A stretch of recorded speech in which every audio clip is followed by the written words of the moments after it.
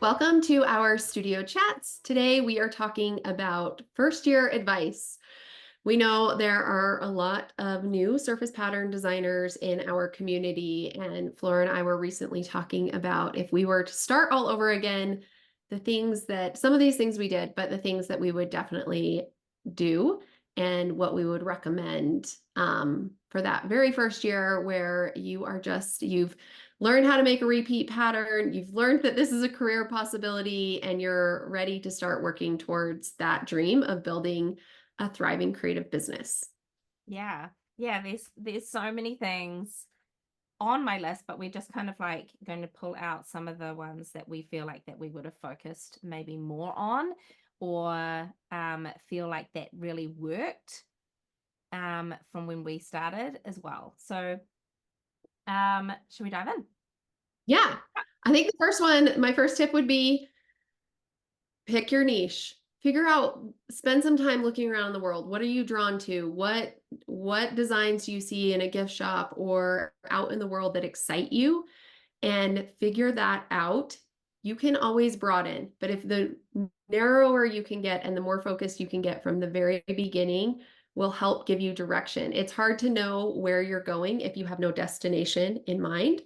So that would be my first tip is get out into the world, pay attention not to what other surface pattern designers are doing on the internet and where they're finding success, but truly what you're inspired about. Is it wedding cards? Is it stationery? Is it wallpaper? Is it templates for crickets and there's all sorts of places that surface pattern design is. Is it outerwear?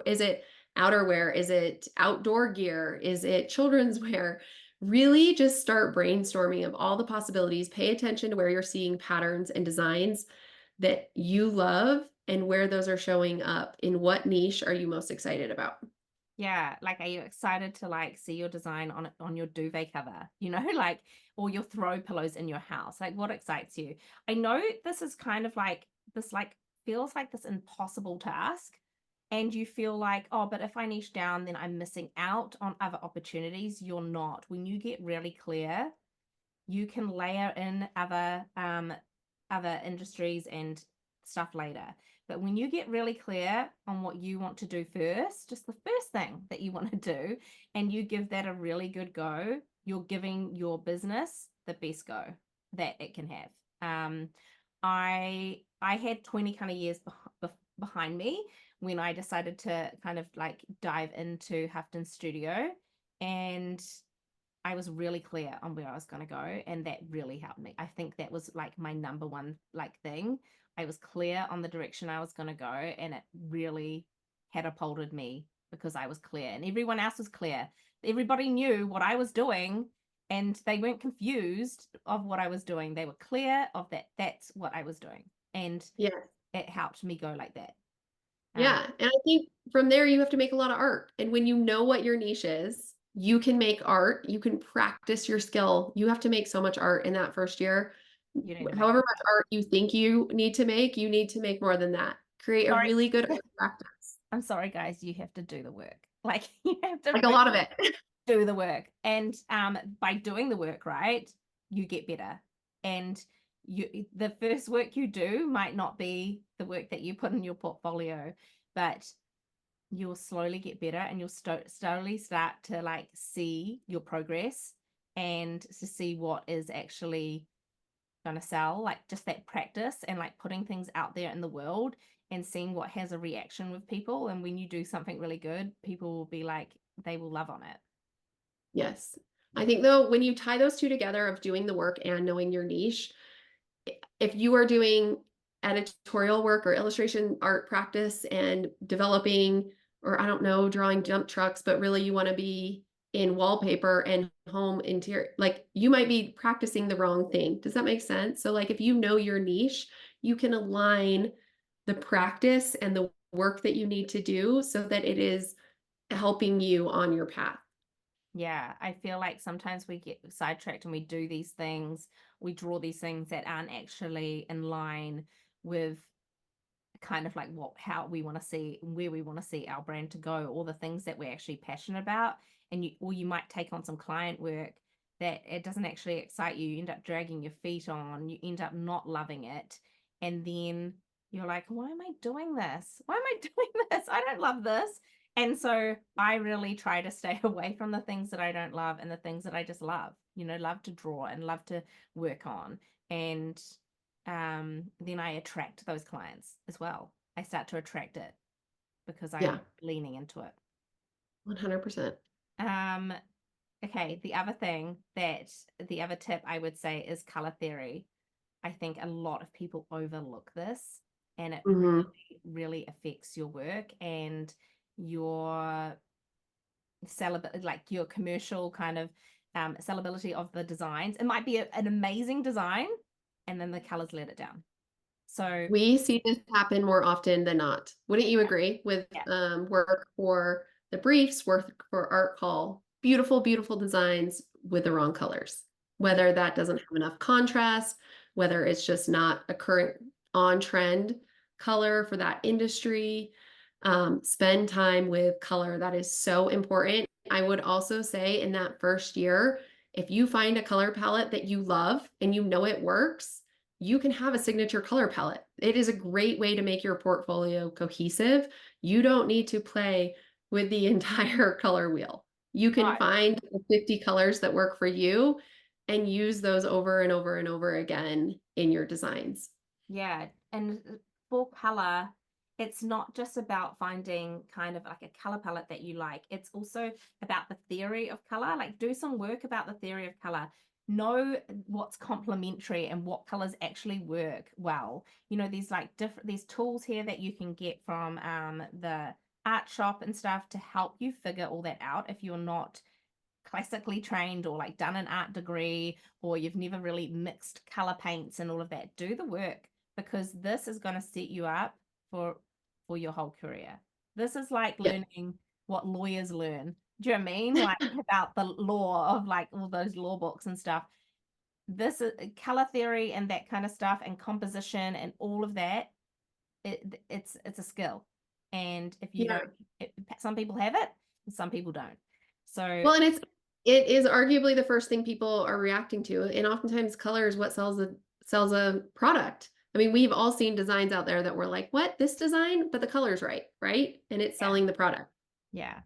So the other thing with color is that you in a good color palette is you need lights, you need naturals, you need darks, and then you need something that pops. So you need these contrast kind of layers, midtones, like all the to make a really good color palette. So there is the more you kind of spend on playing with that and experimenting with that, if you want to get into fabric, like printing it on a sample, seeing how that color reacts on a cotton, on a poly, like really testing out all those things, hugely recommend. I know Spoonflower has gone to saying no samples, but it is the best thing that you can do is order your art on samples. And if if I did it at the beginning of when I started Houghton Studio, and I think it was really something that really helped me analyze of like and get the product in and go, oh, that's coming out kind of like faded and stuff. I'm going to move up into a different kind of color palette. I'm going to tweak that color. And it just is a lesson. You don't want to experiment with clients on color. You want to do that work and have that color right before you go and like go to a client and then they print it and they go, oh, it's actually printing really muddy or really yellow. We didn't want it like that. And so you want to have done that work before you get to the client stage. So Yes. samples, order your artwork on samples, get it down, get it in your hands, um, look at it, feel it, and it's really helpful with the color and composition and scale as well. Yes. The next tip I have is portfolio. Be strategic. Have a plan for your portfolio. I think I came out from, and I think a lot of people do, of like fabric industry, these 12 patterns, these prints, and I ended up with a portfolio, had all these collections, but when you really looked at it, I had so few hero patterns that for any other art director that was not in the bolt fabric industry, Yeah. it felt not exciting enough. I needed more hero prints in there. I needed to be able to show that I could design those. And so I wish in that first year, as I was practicing, as I was diving into my niche and understanding things, that I would have had a strategic plan for my portfolio. If it was, let's say it's wallpaper, how many florals do I want? How many stripes or coordinates do I want in there? How many geometrics do I want in there? Of really having a game plan for that, of like, I want 12 hero patterns. I want 12 different types of, when I say stripes, variations of stripes, of ginghams, of plaids, and then I want 12 different geometrics in there. But having a plan so that when I started pitching, I had set myself up for success better by saying, oh, she gets this industry. She gets that florals would live here, ditzies would live here, and she's got enough in her portfolio that we can get an idea of how she's designing and what that looks like. Yeah, so it doesn't become kind of like floral heavy or just like all blenders, you know. So yeah, having a plan of like so it is well rounded. I Yeah. guess that's where why we kind of created our brief membership is to really help us with that and have a strategic plan for the year and all of that. Like that's just helped me so much. Well, the year And that other, we start last year, we started implementing, I use the briefs every single month, and it was hands down my best year, far above what I could have expected in my revenue that I brought in from art licensing. And it was just because I had more diversity in my portfolio and it was more interesting. yeah, kind of like stepping out of like your comfort zone. But like I guess in that first year, you're kind of like you're playing and stuff, right? You're playing with you're trying to find your niche, you're trying to do all these things, trying to do a lot of artwork and stuff, but you're going to get to a point where a plan is probably after you've done the play and all of that, a plan is a really, really good idea to really like have have a plan. And if you're needing kind of direction and stuff on that, then our brief membership is amazing, and it can give you all that inspiration and to make sure that you've got this well-rounded portfolio. So we'll pop the link below if you're interested in looking at that, because it really we've done all the strategic thinking for you. It's the plan that we're working to, so it makes it super easy. You won't have this like thing of like, when do I design, what do I design? We will be feeding that to you of like, this is the time to design this, so you have a good lead time for pitching it to clients and all that, and it will keep you on track and also help you build a really well-rounded portfolio. So we'll pop the link below for that. Okay, what about portfolio, your the platform and like how we kind of like document and organize it in the back end? I feel like for me, I didn't do this at the very beginning. I just had like files. I had it all kind of organized in my computer, but I didn't have an organized way of getting it out into the world and getting it to clients, giving it a SKU number. I was naming things, but I have last year, I think I've been doing it for about a year and 3 months, and I wish I started it sooner. And so my advice would be like to have some kind of like cataloging of your artwork, a portfolio that you, I mean, some people just do it on Spoonflower, right? That can be like a portfolio. Um, but I really wanted my own personal one. So like, because I don't own Spoonflower, I wanted my own thing that I owned, even though I put stuff there and it is a great kind of cataloging kind of thing. I really wanted my own because I wanted to own it and have control over it. That now doing it a few years down the track, I've had to backtrack all that work, and it has taken me so long to get everything into this portfolio because I'm a working artist. I'm like doing all these other things that I had to like squeeze that into the time. I actually had to hire someone to help me do it. And it's still not all in there. Like, This would be my tip. Even if I don't think, I think that first year you could just have a one-page website that shows, here's my portfolio, here's examples of my work. But to Fleur's point, start putting your work on sell sheets. Sell sheets are the standard pretty much across the board for surface pattern design, for illustration to be pitching clients on. And so if you can put your artwork onto a sell sheet, if you need templates for that, if you have no idea what we're talking about, we have a bundle a template bundle, we'll put the link to below. But if you can get your artwork onto that, from there, you can add it to any portfolio, you can upload it, you have an organized way, you can pitch it. So you hopefully won't have to go backwards. I Yeah. think that in the beginning, I spent a lot of time on website, and I'm going to tell you this, you will redo your website 100 times over. Every few years, you're going to redo your website. And so you want it to be a representation of yourself. You want it to be somewhere where you can send people if they're interested in your work and give them a preview. It does not need to be perfect, especially in that first year, because you will evolve and grow. So permission to have it be good enough. And like Fleur said, it could be your spoonflower, right? Make sure you're organized on the back end with your sell sheets, but you have your spoonflower to send people to, or your Instagram is beautifully curated and a representation of your artwork, just some place where you can send people to see the artwork you have available. Yeah. Did you say setting up a professional email? Because I feel like some people Oh, I miss did. this step. You did? Yeah, you should Good. do that. I did not Some mention that, but you should do that. some people like just miss that step. Like don't have your, I don't know, like 999 at I don't know something. I don't know. I had like Zany 999 or something. Don't have your like personal like little Gmail. Like it can be a Gmail one, but name it something that's professional. Your like name. If you can't have your name, then your brand or that kind of thing. So it's a professional email that you set up that you can send people to connect with you. That you can set up all your Spoonflower shop and all of that under, because when you start setting up all that stuff under your personal one, you have to backtrack later and like set it all up under your other one. So just get that email ready to go. It makes you look professional. Your portfolio, your website doesn't need to be this big thing. That took me forever to do, and I wish I had have just not thought of it as this big task, and I had just done it like a landing page, like a simple one page website where it just had my email, this is what I'm doing, and maybe a little about me of and how to connect with me, and then maybe like a little bit of artwork or something. And that's all Yeah. it really needed to be to start with. And then you can build on it. You can add another page. You can build on it as you go. But I think I made it this too big a thing at the start, and it took me months and months to do and finish and polish. That if I had a backtrack, I could have just done this one little page, and it would have been just as good and Well, effective. and here's a secret, insider secret. There are some very successful illustrator surface pattern designers that their portfolio is a Dropbox link.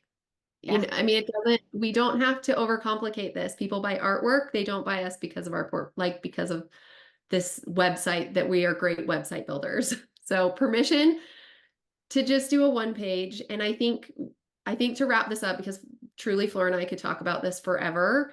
The last piece of advice that I have is please take the financial pressure off of yourself that first year. I think there's 2 years. No, information, two yeah, years. your first few years, like it just puts so much pressure on your artwork, on what you're creating, and it makes it hard. Like there's a lot of rejection in being a surface pattern designer and growing an art business, and adding that financial pressure on top of it can be crippling. And I've seen a lot of people give up on their surface pattern design dreams because they had to, because they had quit their jobs, they needed the financial stability of it. And from my own personal experience, and from all of so many hundreds and hundreds of surface pattern designers that we talk to and have in our community, the reality is it takes a long time to build these businesses. So don't throw all your eggs in the basket, all your financial eggs in that basket for the Yeah. first few years. Yeah, like if you yeah, like don't quit the main job, right? That's feeding your family and your thing, because otherwise it can be really stressful. And if you're not seeing success in the first year or two, it doesn't mean that you won't find success. It's just a lot of the time you'll see people having success, and it's not an overnight success. There is years that have gone into the making of that success. I have like it sounds horrible to say, but I have 20 years experience behind me before I started this. Ryan Yeah. has, I don't know, 17 years Years experience. and years. Yeah, and so like, we a lot of the people that you're seeing have success have like figured out, like they've been doing art and that kind of thing for a long time, or some kind of thing within this industry, and then they've morphed and changed into this. So just be kind to yourself and know that this is like a long-term thing, not an overnight success thing. It's something that is a slow build, you're not going to become an overnight success on Spoonflower. It's just consistency and, you know, putting in the work. But Yeah. you can do it. You can totally do it. We're doing it. I mean, we are proof that you can do it. It just, I always want to be transparent in that. I don't want to, yeah, I'm it not gonna takes work. I'm not gonna sell you the dream like it's easy. You can just do it.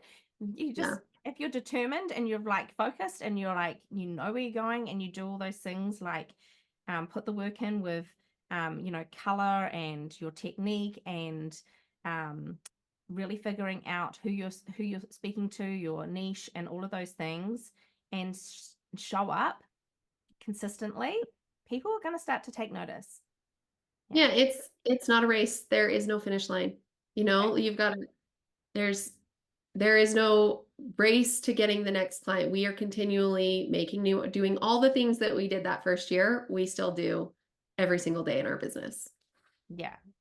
And and now we're just like having fun with it. Like, like we can layer in new things and stuff. I know that beginning phase is kind of the stressful phase. And you're like, if I just get my website up, then it's going to be, all of that. You feel like I've just got these little stones to like, or like mountains, maybe you feel like you're climbing mountains and just break it down, make it easier for yourself. You don't need the big flashy website. Just do a landing page. You can layer things in. Just do small steps, especially if you're juggling a full-time job. And these small steps as steps in the right direction. Yeah. Okay. Hopefully that answered or gave some insights. If you are enjoying the studio chat, please take a screenshot and share it. It helps Fleur and I know that you're enjoying them and finding value in them and continue to do them. This is a free resource that we do for our community. If you are interested in the portfolio building bundles or the creative briefs that we mentioned, we will have the links to that below. And we'll see you next time. See you later.